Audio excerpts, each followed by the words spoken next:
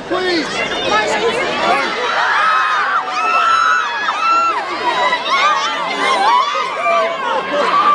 How does it feel to be giving this award to your friends, Marty and Leo, tonight at the Santa Barbara Festival? I'm so honored, even to, have met these guys, let alone to work for my hero, Martin Scorsese, and Leo, one of the best actors in the world, and, I'm incredibly nervous and honored to even present them with an award.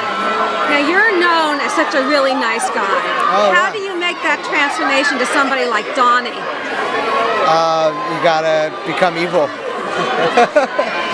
Gotta kind of understand that, you're playing with someone with no impulse control, no morality, and really delve into that. I mean, dwarf tossing. What message do you want the audience to take away from this film of greed and excess? These guys were living their lives in a really extreme way, and it caught up with them, Any new collaborations with Leo on the horizon? Yeah, we're going to make a film about Richard Jewell. Very heartbreaking story. Yeah. When do you start filming that? We just decided to do it, so we don't know when we're actually going to start yet. All right. Well, thank you so much. Cool. Welcome, and thank you for being here. Thank you very much. My pleasure. Thanks. How does it feel to be back here at the Santa Barbara Film Festival? Well, we always get a great welcome. It's amazing. And Leo's just arriving, I think, and Jonah. So this is really terrific. We're here 2 years ago, I think. Yes, exactly. Now, the Cinema Vanguard Award is given to risk takers. How do you feel about being a risk taker this far into your career? How much of a choice, I guess. How much more have I got? The last film we made, Wolf of Wall Street, took as big a risk as ever. And that really felt good. It felt freeing in a way. So that was nice. What is the most important aspect of your collaboration with Leo in so many films? Well, we like the same subject matter and character, like to take risks, and kind of enjoy being with each other, working together. Great. Thank you so Thank you. much. Congratulations. Hi, how are you? Welcome, Leo. Thank you. Thank you. How does it feel to be receiving the Cinema Vanguard Award tonight from the film festival? It's pretty amazing, especially having it be alongside the great Martin Scorsese. The fact that I've gotten to do 5 films with him now is pretty mind-boggling. I was a young actor, only dreaming of being able to do 1 film with him. I remember being 15 years old and wishing I could just be up there once with him, and now it's been 5, so it's especially meaningful to get this here tonight, but to have it be alongside him is even more so. What do you think the most special aspect of your collaboration with him is? The two of you together. What's that magic? It's too long to mention. I can't choose one. I mean, truthfully, his knowledge of cinema's history as an art form and what it means culturally to humanity is something that I've learned a tremendous deal about just by being alongside him. But more so than that, he's made me evolve as an actor. He gives you the time to create your characters that therefore become the narrative of what he's trying to do. He's changed my outlook on making movies in every way.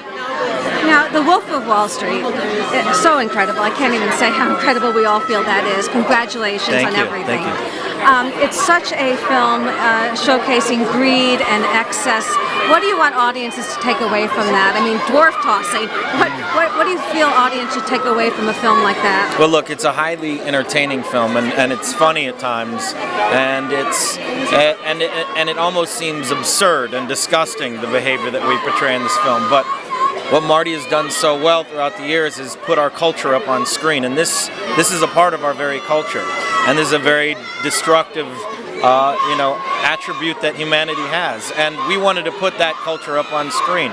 It's a very destructive one. It caused the crash of 2008, and as the economy continues to grow and the population continues to expand, this part of who we are needs to evolve.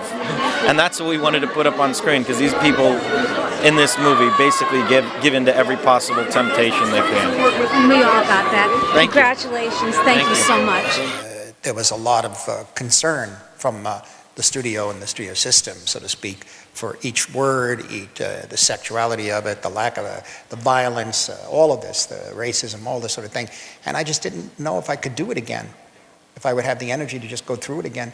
So ultimately, you pulled it together over these past few years, where you were able to get Joey McFarlane and RZA and Red Granite to be able to finance the picture with total freedom, meaning, yes, we'll go overboard in the sense of the excess of what they're doing with the language and the sex and all that, and ultimately to have the trust to be able to shape it, you know. But we had to have that freedom in a way, but it couldn't be done with the studio. It was too much for me. And you mentioned energy. I mean, I got to say, most directors who've been making films for 40 years, 45 years, something like that, maybe their films get a little slower, get a little more stately as they get older. This has more damn energy, or at least as much, probably more energy than any film you've ever made, which is saying a hell of a lot. It does, yeah. I mean, you must have the same energy that you have to make a film like this. How Well, do you get that was one of the reasons I didn't want to do it, Yeah. because I know when I get on the set, it's him and Jonah and every Margot and everything, they're looking at me in the morning, and I'm terrible in the morning, and I can't, it's hard to get through the day, but they would give me this extraordinary excitement, and we'd just go, and we had an 87-day schedule, and we shot in 87 days, but know that I knew I had to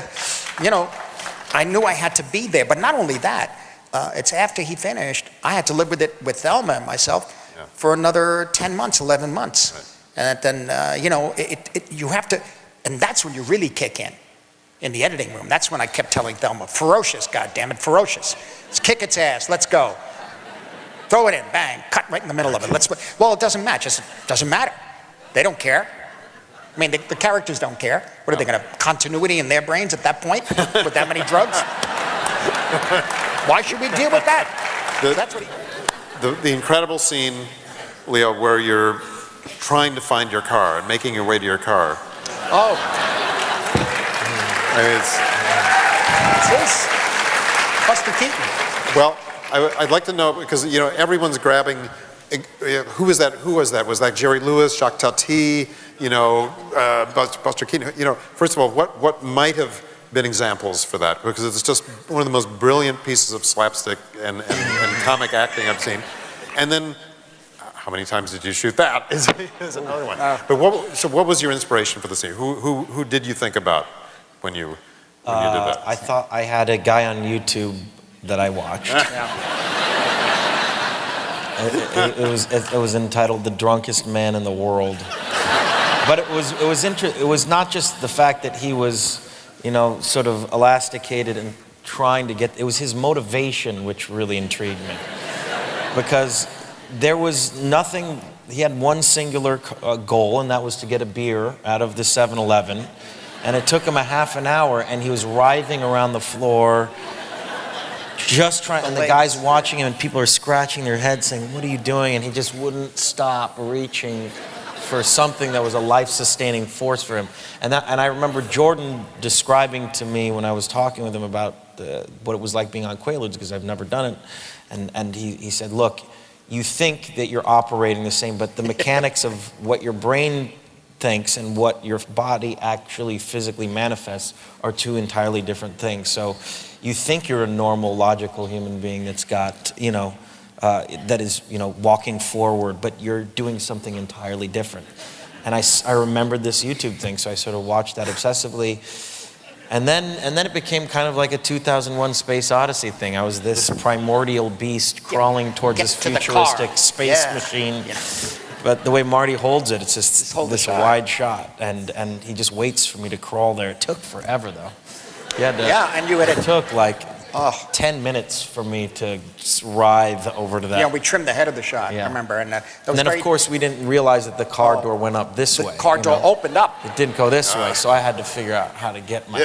Should I try with my foot? And that's when he reminded me of Jerry Lewis.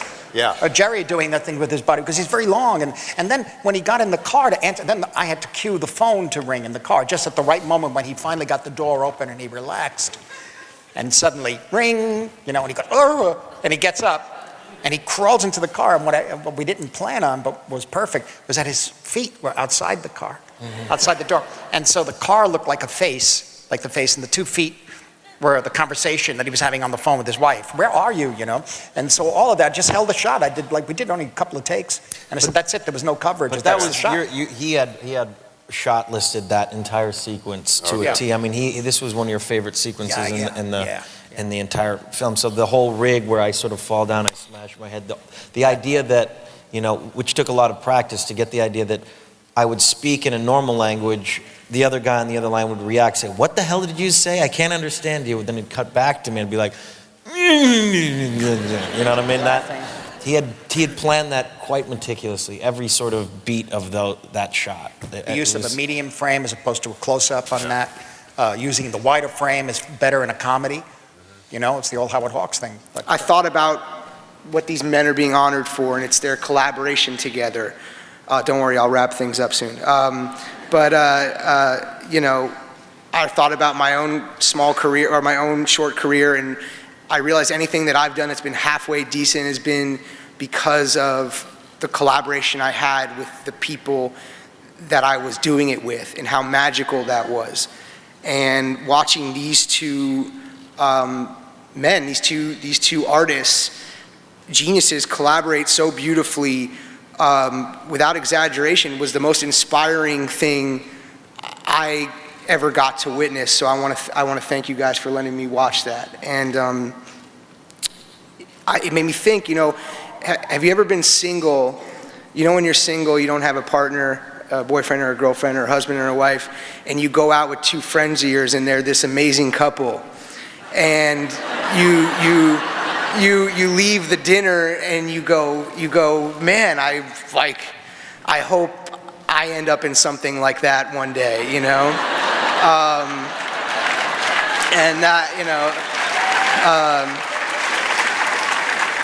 And I thought about that concept, and as an actor, I hope to be lucky enough to find that partner in someone else like you two have found with each other. No, I don't mean it, you know, but I mean that genuinely. So, thank you.